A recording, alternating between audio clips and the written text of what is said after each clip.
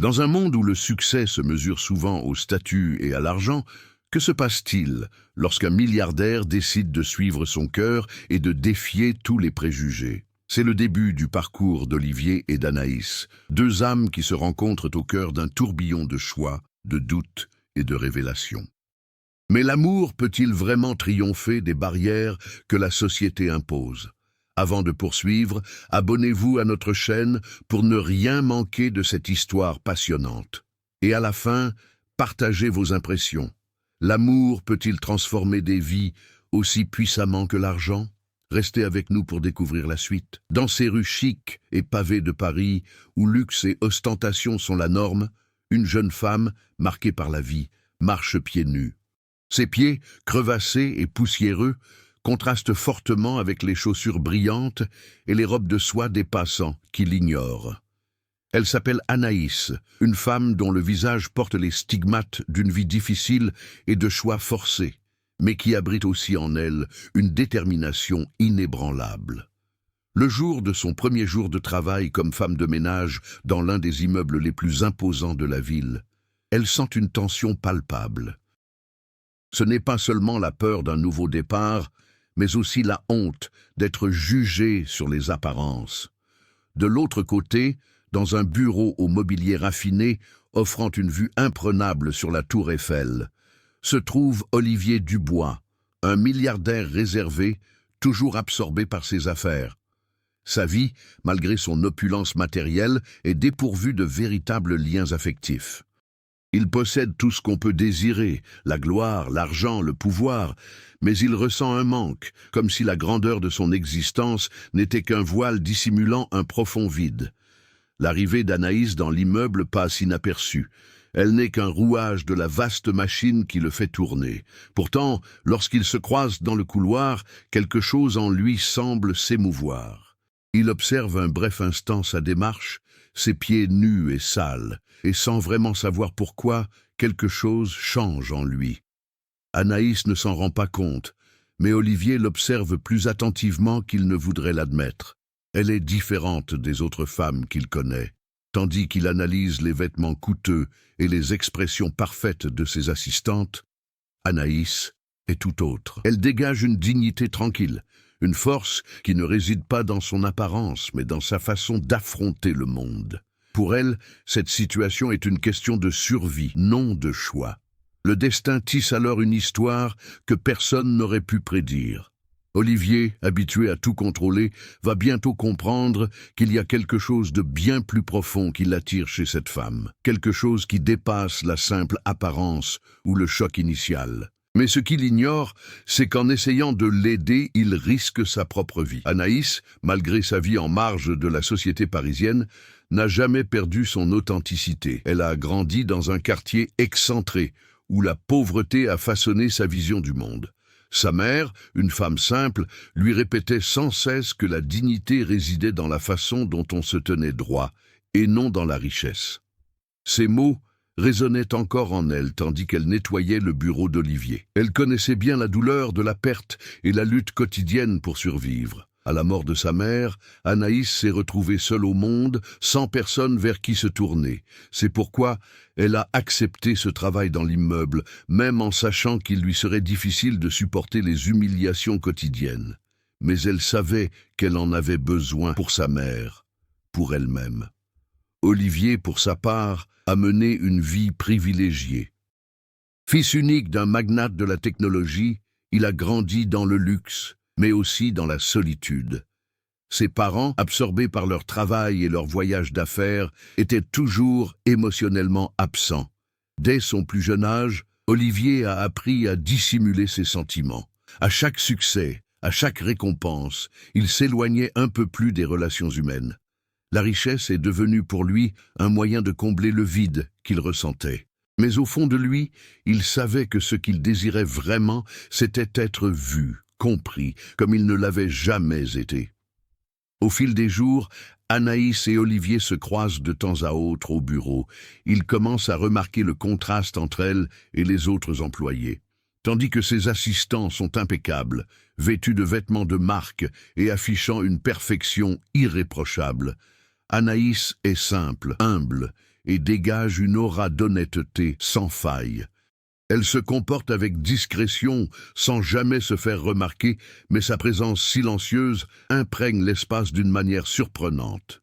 Lors d'une de ces interactions, Olivier l'observe tandis qu'elle nettoie la vitre de son bureau, sans se douter qu'on l'observe.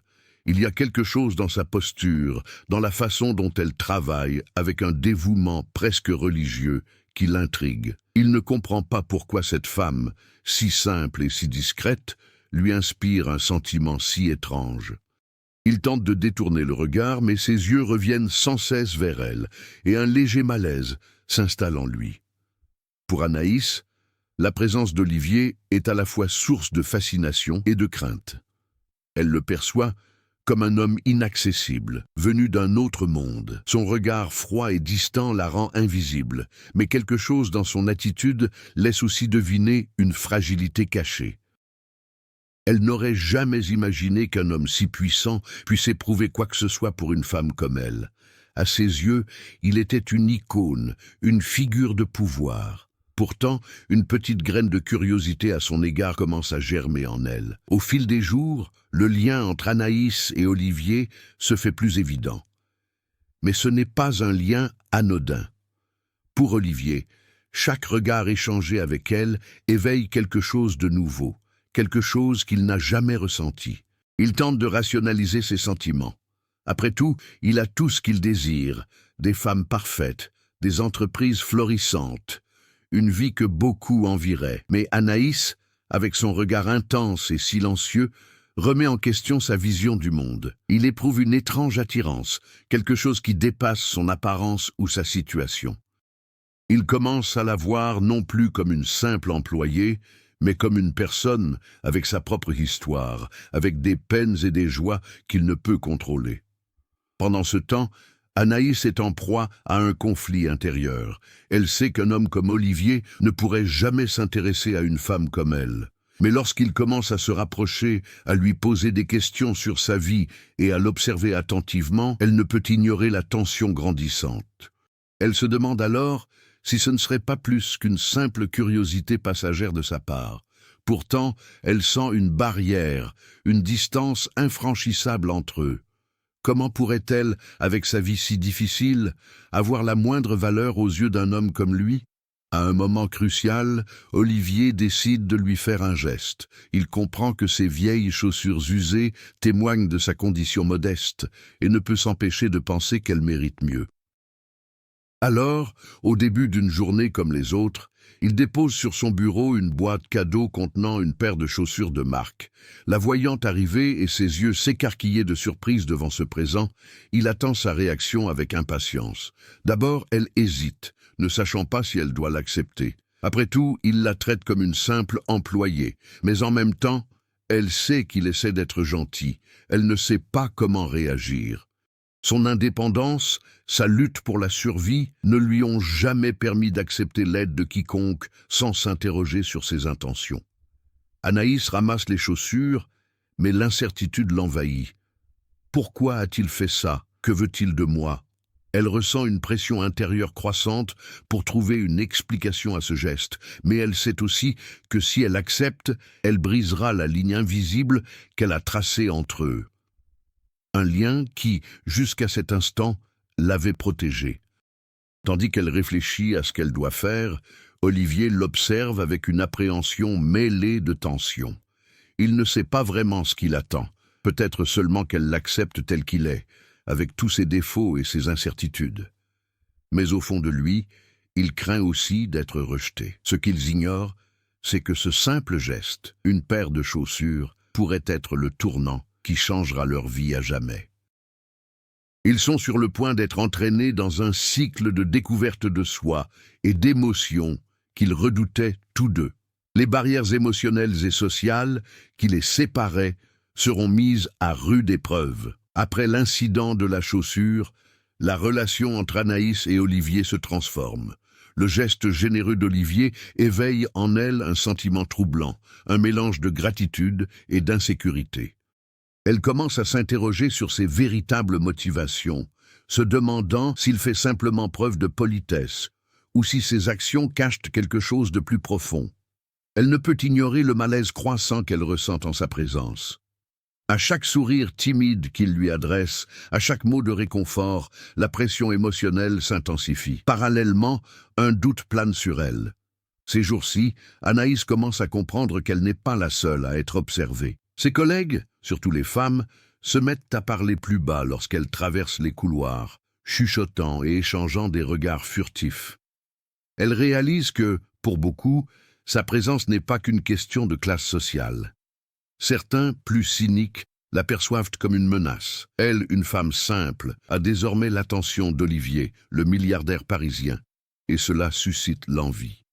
L'une de ces femmes, Clémence, une des assistantes d'Olivier, observe attentivement l'intérêt grandissant de son patron pour Anaïs. Clémence a toujours été la favorite d'Olivier. Elle le connaît bien, sait ce qu'il aime et comment il se comporte. Réaliser que son attention se porte désormais sur une femme si différente de celle qui l'intéressait auparavant est non seulement un choc pour elle, mais aussi une menace pour sa propre position. Elle n'hésite pas à semer le doute dans l'esprit d'Anaïs, insinuant qu'Olivier a ses propres raisons de s'intéresser à elle. « Tu ne trouves pas ça étrange, Anaïs ?» demande Clémence d'un ton presque complice, alors qu'elles sont seules dans la cuisine du bureau. Que lui, avec tout ce qu'il a, s'intéresse à une femme aussi ordinaire que toi? Fais attention, ma chérie, ne sois pas naïve. Cette phrase résonne sans cesse dans l'esprit d'Anaïs, et elle commence à se demander si Clémence a raison. Après tout, elle n'a jamais été considérée comme digne d'attention, et encore moins par un homme comme Olivier. L'idée qu'il puisse s'intéresser à elle pour autre chose qu'un simple geste de gentillesse commence à susciter en elle peur et confusion. Parallèlement, Olivier se retrouve confronté à ses propres dilemmes. Il commence à éprouver des sentiments pour Anaïs plus qu'il ne voudrait l'admettre. Pourtant, son monde est saturé de responsabilités et d'attentes. Il a des engagements envers son travail, l'entreprise familiale et son image publique. La société le perçoit comme un homme de pouvoir et de contrôle, et il craint que s'il cède à ses sentiments pour Anaïs, tout ce qu'il a construit ne s'écroule. Mais la solitude qui l'accable devient insupportable. Il aspire à quelque chose de réel, d'authentique, et la présence d'Anaïs semble être la seule chose qui lui procure ce sentiment. Dans ce contexte, la pression monte. Les intrigues secondaires de Clémence et Olivier vont s'entremêler, forçant Anaïs à prendre des décisions qui la changeront à jamais. Le conflit entre les attentes sociales et les véritables sentiments de chacun crée une complexité qui rendra le chemin vers l'amour bien plus difficile et risqué. Le tournant survient soudainement et de façon inattendue. Lors d'une réception dans un hôtel de luxe parisien, Olivier donne une grande fête pour ses partenaires. La salle est remplie de personnalités influentes, de femmes et d'hommes élégants. Mais Anaïs, femme de ménage, reste une fois de plus à l'écart. Pourtant, quelque chose change. Olivier, remarquant sa présence parmi les invités, l'appelle à l'écart pour une conversation privée. Il l'emmène sur la terrasse d'un hôtel, à l'abri des regards indiscrets. Le ciel est nuageux et la ville semble lointaine, comme si le temps s'était arrêté. Ils sont seuls, et l'atmosphère, auparavant tendue, devient plus intime. Olivier, sans réfléchir, confie quelque chose qu'il n'aurait jamais cru dire à personne. « Je ne suis pas heureux, Anaïs. J'ai tout ce que l'argent peut acheter, mais je me sens vide. J'ai le sentiment que tu es la seule personne qui me voit vraiment, non pas telle que je suis en société, mais telle que je suis au fond de moi. » Anaïs, qui jusqu'alors le percevait comme une figure distante et presque inaccessible, comprend désormais qu'il porte lui aussi ses propres souffrances et ses propres insécurités. Mais en même temps, elle ne sait comment réagir face à cette révélation. Son esprit, déjà empli de doutes, commence à remettre en question tout ce qu'elle croyait savoir sur l'amour, les classes sociales et la réalité dans laquelle elle vit. Tandis qu'elle converse, un cri provenant de l'intérieur de la fête interrompt ce moment d'intimité. Clémence, furieuse, fait irruption sur le seuil de la terrasse, les yeux emplis de colère et de mépris. « Alors, c'est tout ?» hurle-t-elle en fusillant Anaïs du regard. « Tu crois pouvoir prendre la place de tout le monde? Tu crois qu'il va renoncer à tout ce qu'il a construit à cause de toi ?» La tension est palpable. Clémence s'avance vers Anaïs, l'éloignant d'Olivier. Le tumulte de la scène attire tous les regards sur le trio.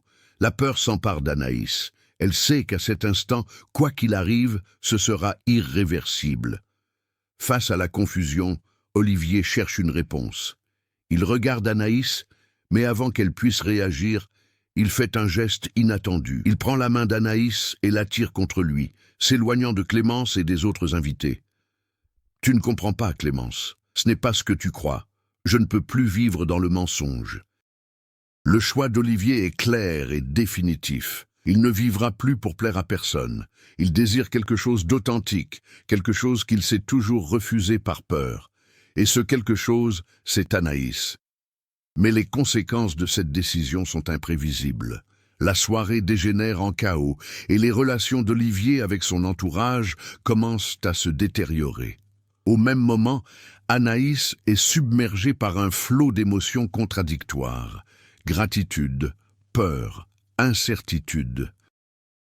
Elle savait que cela pouvait arriver, mais maintenant, sous le feu des projecteurs, elle est désemparée. Celle qui a toujours vécu dans l'ombre doit choisir, briller ou non dans la lumière d'un amour inattendu. Suite à la polémique survenue à la soirée, la situation d'Olivier et d'Anaïs bascule.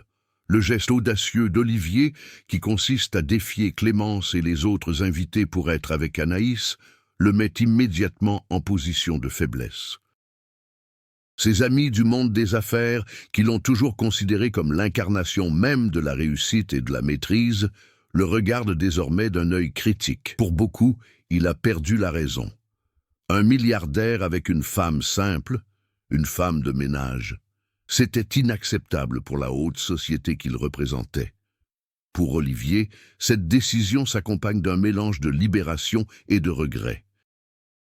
Il se retire de la vie sociale et de ses engagements professionnels, cherchant du temps pour lui. La pression s'accentue, mais, pour la première fois, il se sent en accord avec lui-même. Il commence à remettre en question tout l'empire qu'il a bâti au fil des ans et les relations distantes qu'il a toujours entretenues. Une évidence s'impose à lui. Sa vie a besoin de changement. Et Anaïs, d'une certaine manière, est la clé de cette transformation. Pendant ce temps, Anaïs est en proie à un tourbillon d'émotions contradictoires. Jamais elle n'aurait imaginé que sa vie puisse basculer à ce point. La peur et l'insécurité l'assaillent. Elle sait qu'Olivier a fait un choix courageux, mais pourra-t-elle accepter cette nouvelle réalité? La société la verra comme une étrangère, une femme qui a défié les normes et qui a été choisie par un homme puissant. Elle ressent le poids d'un monde qui ne comprend pas sa situation. Un monde qui ne l'acceptera peut-être jamais. Leur relation est désormais marquée par la vulnérabilité de chacun. Olivier, qui a toujours eu tout à portée de main, se retrouve confronté à une situation qu'il ne maîtrise pas, une véritable intimité et la possibilité d'un amour authentique. Il sait que s'ouvrir à Anaïs pourrait être le début d'une belle histoire, mais il sait aussi que cela pourrait entraîner le poids de ses propres erreurs et la désapprobation de son entourage. Anaïs, quant à elle, tente de concilier ses sentiments. Elle reconnaît la sincérité d'Olivier, mais la peur d'être rejetée, de ne pas être à la hauteur, la hante. Comment pourrait-elle vivre avec lui alors qu'elle n'a pour seul bagage qu'un passé de souffrance et de sacrifice? Elle craint qu'au fond, il ne la voie que comme une échappatoire à sa propre existence vide, et non comme une personne digne de son amour. Et puis, un événement survient. Lors d'un dîner intime, seule pour la première fois, Anaïs se confie enfin. Elle lui raconte les traumatismes de sa vie, la douleur de la perte de sa mère et la lutte constante pour survivre.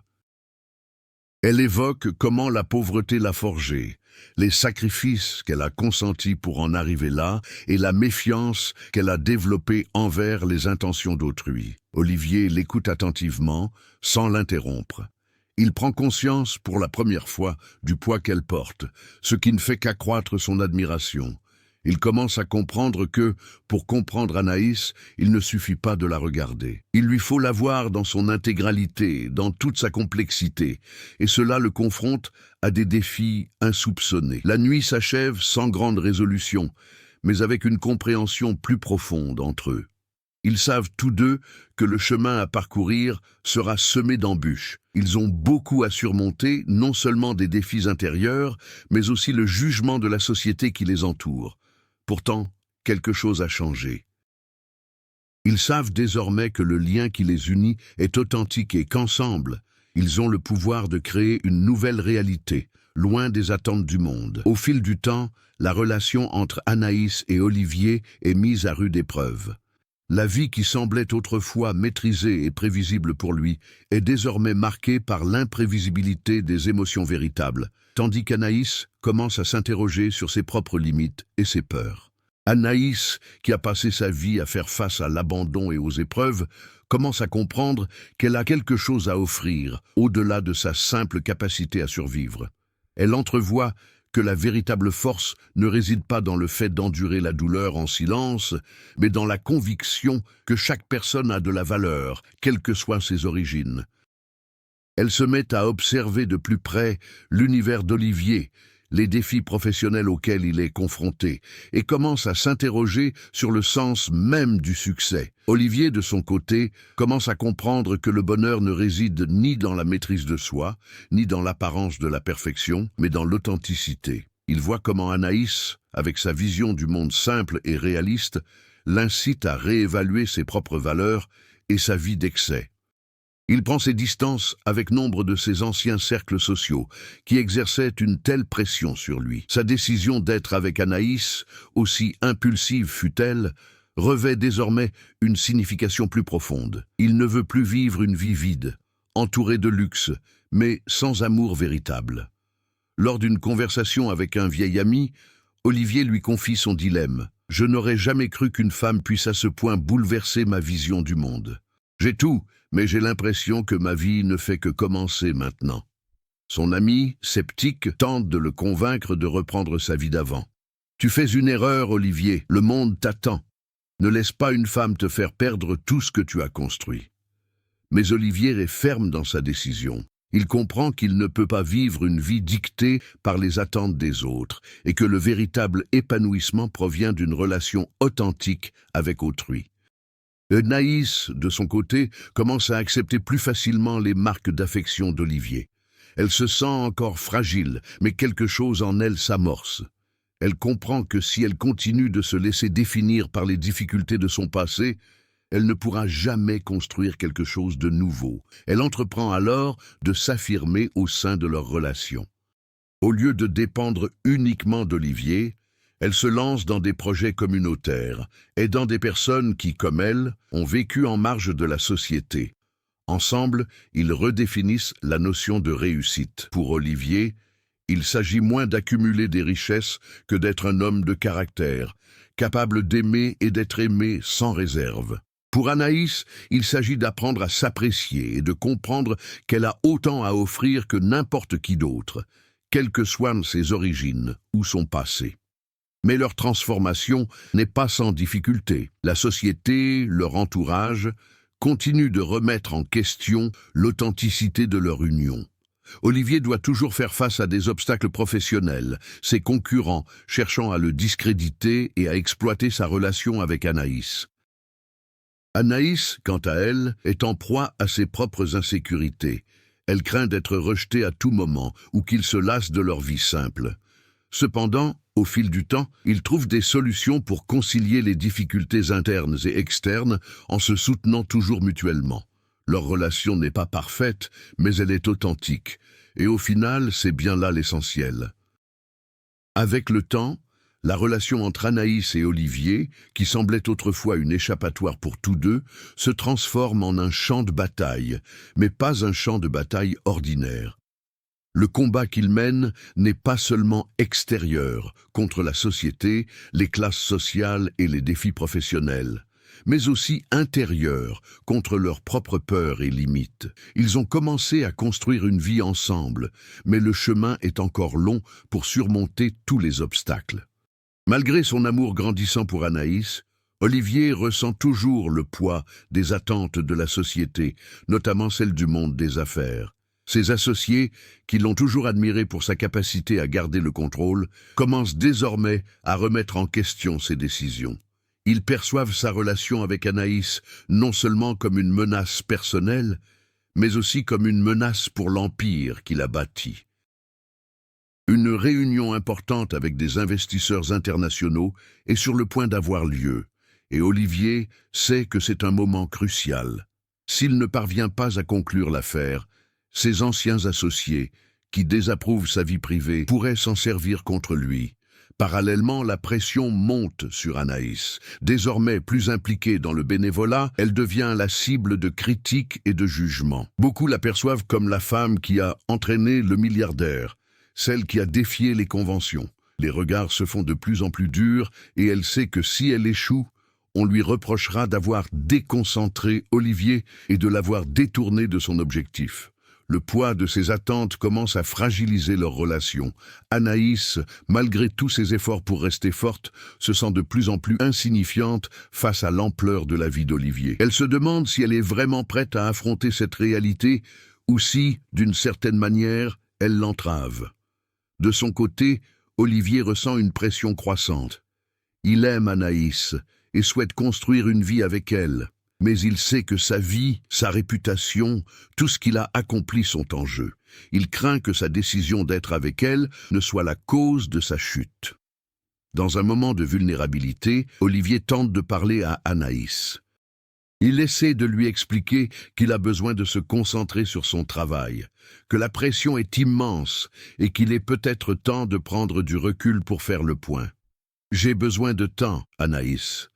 Ce n'est pas que je ne veuille plus être avec toi, mais j'ai besoin de faire mes preuves. Je dois m'assurer que cette relation ne détruise pas tout ce que j'ai construit. Et si cela implique de prendre mes distances pendant un temps, alors c'est ce que je ferai. » Anaïs, le cœur lourd, comprend la douleur d'Olivier, mais se trouve face à un choix difficile. Elle sait qu'il lutte contre ses propres démons, mais elle ne peut nier qu'elle commence à se sentir comme un fardeau pour lui.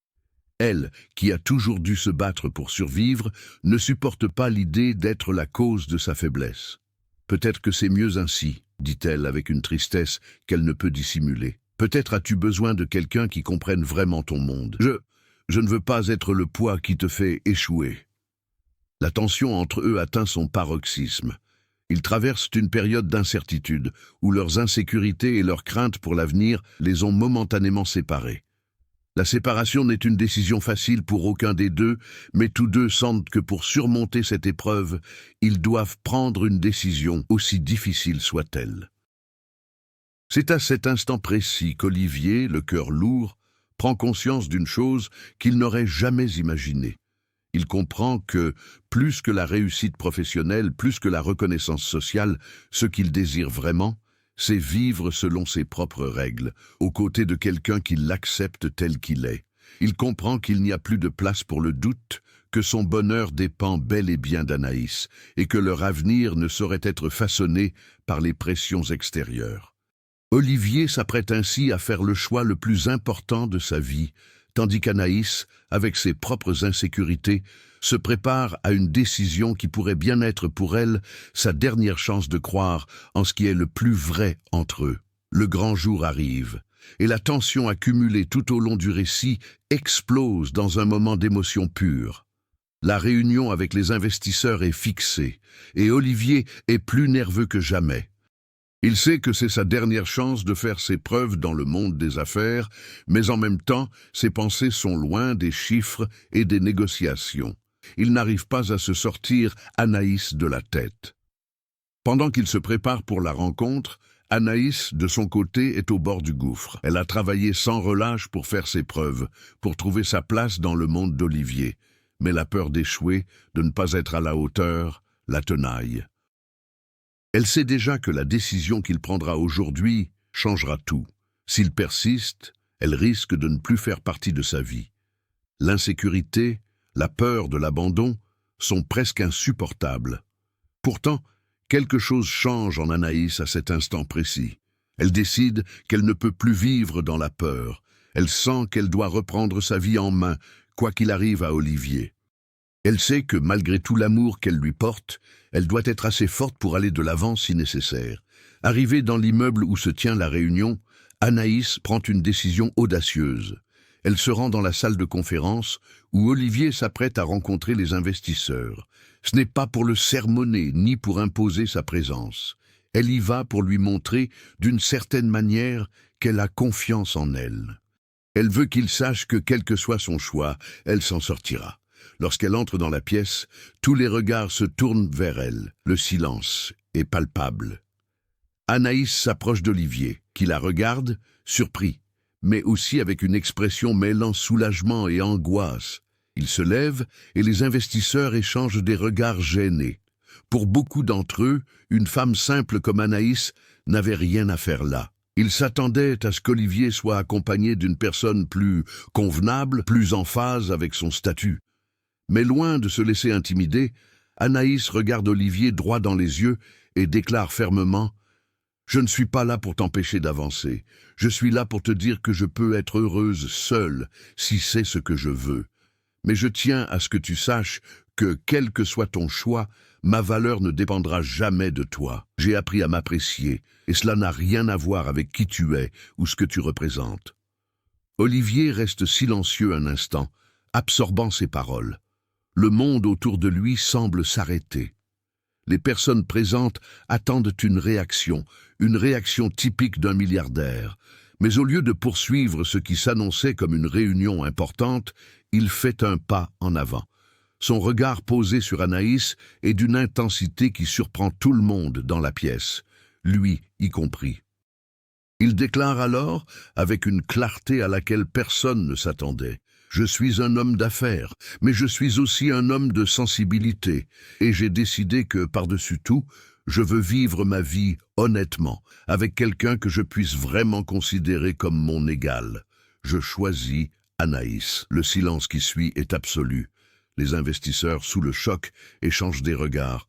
Mais Olivier n'y prête aucune attention. Il se moque de leurs attentes et de l'opinion publique. Il regarde Anaïs, les yeux embués de larmes, et sourit. À cet instant précis, ils savent que malgré l'incertitude qui plane encore sur l'avenir, ils sont prêts à l'affronter ensemble. Cette scène marque un tournant, non seulement pour les personnages, mais aussi pour leur vision du monde.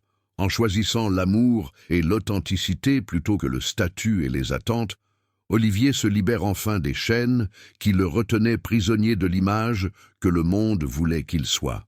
Et Anaïs, de son côté, se découvre non plus comme une femme marginalisée, mais comme une femme qui mérite enfin d'être aimée pour ce qu'elle est vraiment. Suite à cette rencontre tumultueuse et à la révélation publique de son amour pour Anaïs, Olivier commence à vivre selon ses propres choix. La pression exercée sur lui par ses investisseurs et la société ne disparaît pas instantanément, mais il a désormais un objectif clair. Vivre une vie qui reflète sa véritable nature, et non ce que les autres attendent de lui. Anaïs, quant à elle, a l'impression de pouvoir enfin respirer. L'insécurité qui l'a toujours accompagnée commence à s'estomper. Elle se sent plus en sécurité, non seulement dans sa relation avec Olivier, mais aussi en accord avec elle-même. Ce qui avait commencé comme un geste de courage lors d'un dîner se transforme en un véritable cheminement de découverte de soi. Elle comprend que, quoi qu'il arrive avec Olivier, elle a le pouvoir de forger son propre avenir. Ensemble, ils font face aux défis, mais un véritable partenariat s'est instauré. Olivier prend ses distances avec nombre de ses anciens cercles sociaux, privilégiant les personnes et les valeurs qui comptent vraiment pour lui. Il s'investit davantage dans des projets personnels et professionnels en accord avec ses nouvelles priorités. Lui qui, auparavant, ne voyait la vie que comme un jeu d'affaires, comprend désormais que son plus grand atout est l'authenticité qu'il partage avec Anaïs. Au fil du temps, Anaïs devient une figure importante de la communauté, créant des projets qui aident d'autres femmes à se réinsérer dans la société. Elle devient un symbole de résilience face à l'adversité, non seulement pour son entourage, mais aussi pour elle-même. Celle qui craignait autrefois le rejet est désormais respectée pour son courage et sa force. Malgré les difficultés persistantes, leurs liens se renforcent de jour en jour. Ils savent que l'amour, même dans les situations les plus éprouvantes, est capable de tout transformer. Tous deux ont gagné en maturité, ont pris conscience de ce qui compte vraiment, et ensemble, ils commencent à bâtir une vie qu'ils n'auraient jamais imaginée, mais qu'ils savent désormais mériter. Plusieurs années se sont écoulées depuis qu'Olivier et Anaïs ont décidé de vivre leur vie en toute authenticité, loin des attentes et des pressions sociales. Ils habitent désormais une petite maison à l'abri des regards indiscrets de Paris, dans un village paisible au bord de l'eau. Le tumulte de la grande ville, avec ses luxes et ses jugements, est derrière eux. Par son engagement communautaire, Anaïs est devenue une fervente défenseur des causes sociales, aidant d'autres femmes à se libérer du poids de normes irréalistes et à s'affirmer pleinement. Elle intervient lors de conférences, partage son histoire et est écoutée avec respect et admiration. D'une jeune femme fragile, elle est devenue une femme forte, capable d'inspirer celles qui nourrissaient les mêmes craintes qu'elle a connues. Olivier, quant à lui, a abandonné les pratiques commerciales froides et impersonnelles qui l'avaient emprisonné. Aujourd'hui, il investit dans des projets qui reflètent ses nouvelles valeurs, en promouvant le développement durable et l'éducation. Il demeure un homme d'influence, mais il est désormais respecté pour son intégrité et la transformation qu'il a opérée. Alors qu'ils profitent d'une fin d'après-midi ensemble, assis dans le jardin, Olivier regarde Anaïs avec un sourire paisible. « Je n'aurais jamais imaginé que la vie puisse être ainsi, dit-il en lui prenant la main. Tu as tout changé, tu m'as montré ce qui compte vraiment. » Anaïs sourit et répond « Ce n'est pas moi, c'est toi qui t'es autorisé à changer. Je t'ai seulement montré que le vrai bonheur réside dans le fait d'être soi-même. » Ainsi, avec cette ville lointaine et un avenir ouvert devant eux, ils savent que, tant qu'ils restent ensemble, ils sont capables d'affronter tous les défis, tous les doutes que l'avenir leur réserve. Mais tandis qu'ils contemplent l'horizon, une question les taraude. Que leur réserve encore le destin, outre l'amour et le courage?